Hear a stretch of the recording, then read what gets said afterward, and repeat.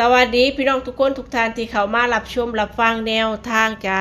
เข้ามาแล้วก็ฝากกดไลค์กดแชร์กดติดตามกดสั่นกระดิ่งไว้ด้วยละกันเนาะเพื่อสิได้บ่พลาดแนวทางที่ลงให้จ้ามีหลายแนวทางจ้าสำหรับสายหุ้น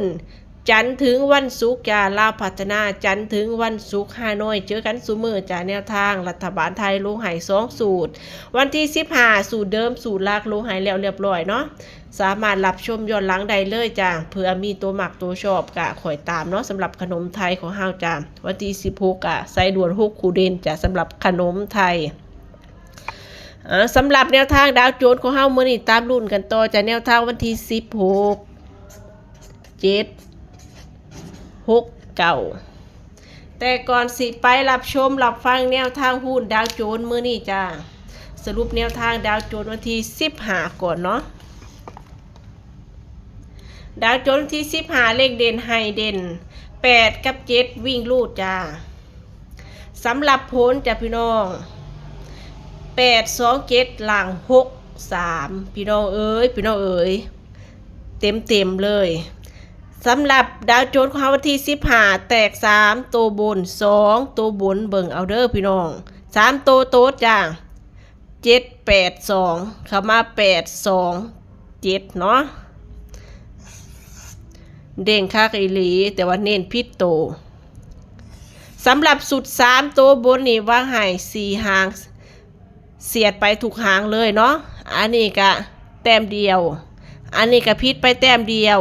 อันนี้ก็ผิดไปตัวหนึ่งจ้ะ8 7 9อันก็คือแต้มเดียว3กับ2อันนี้ก็แต้มเดียว1กับ2แต่คู่นี้เต็มจ้ะเน้นผิดโตสำหรับ2ตัวบนก็คือ7 2 2 7เข้า7 2ตัวมากตัวชอบตัวเน้นเลยสำหรับ2ตัวบนของเฮา7มา8อยู่หลักร้อยจ้ะ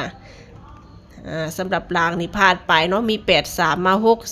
3เอายินดีนำจ้ะพี่น้องสำหรับดาวโจนส์ที่15จะปังคือเก่ามาแรงจ้ะสำหรับดาวโจนส์ช่วงนี้มือวันที่14นี่มือแรกบนล่างมือนี้มือที่2เต็มเกือบจ้ะพี่น้อง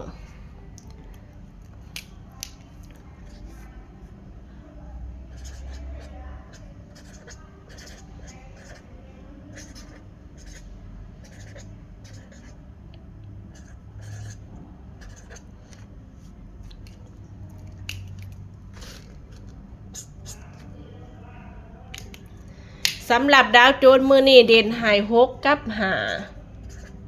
6 5คือเบิร์เลขเด่นจะมักตัวได้ชอบตัวได้วิ่งรูดได้เลย6จับคู่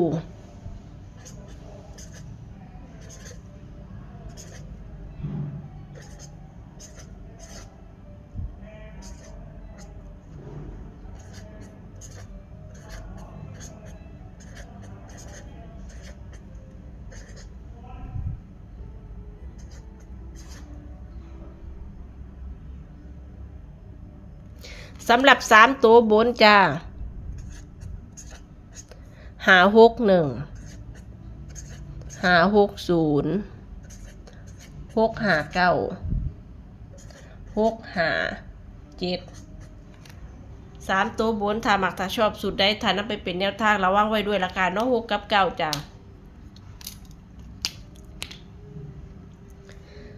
สำหรับตัวเน้นจะ3ตัวบนมือนี้เน้นไป5 6 0กับ6 5 7 6 0 0 6 6 1 1 6 5 8 8 5 5 9 9 5 5 5 6 6สำหรับเบอร์เลขเด่นเน้นไป5ละกันจ้า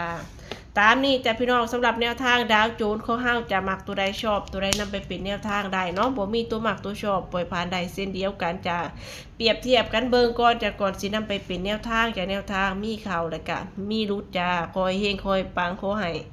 สุขดีกันทุกคนทุกท่านจ้ะพี่น้องไว้เจอกันใหม่คลิปหน้าจ้า